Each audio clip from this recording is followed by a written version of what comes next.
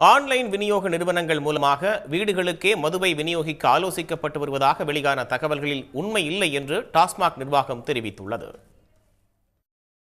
Swiggy, Zomato உள்ளிட்ட நிறுவனங்கள் உணவு டெலிவரியை செய்து வருகின்றன. தற்போது மதுபான வகைகளை வீடு தேடி டெலிவரி செய்யும் திட்டத்தை டெல்லி, கர்நாடகா, ஹரியானா, பஞ்சாப், கோவா, கேரளா போன்ற மாநிலங்களில் மேற்கொள்ள டெலிவரி நிறுவனங்கள் திட்டமிட்டு வருகின்றன. இதேபோன்று தமிழ்நாட்டிலும் ஆன்லைன் மூலம் வீடுகளுக்கே மது விற்பனை செய்ய ஆலோசிக்கப்பட்டு வருவதாக தகவல் வெளியாகின. இந்த முயற்சியை தமிழ்நாடு அரசு கைவிட வேண்டும் என்று பாமக நிறுவனர் மருத்துவர் ராமதாஸ் சமூக வலைதளம் மூலம் கேட்டுக் கொண்டார். இது முற்றிலும் வதந்தி என்று டாஸ்மாக் நிர்வாகம் மறுப்பு தெரிவித்துள்ளது. அப்படி ஒரு திட்டமே இல்லை என்றும் அது தொடர்பாக பேச்சுவார்த்தை கூட நடைபெறவில்லை என்றும் டாஸ்மாக் நிர்வாகம் கூறியுள்ளது.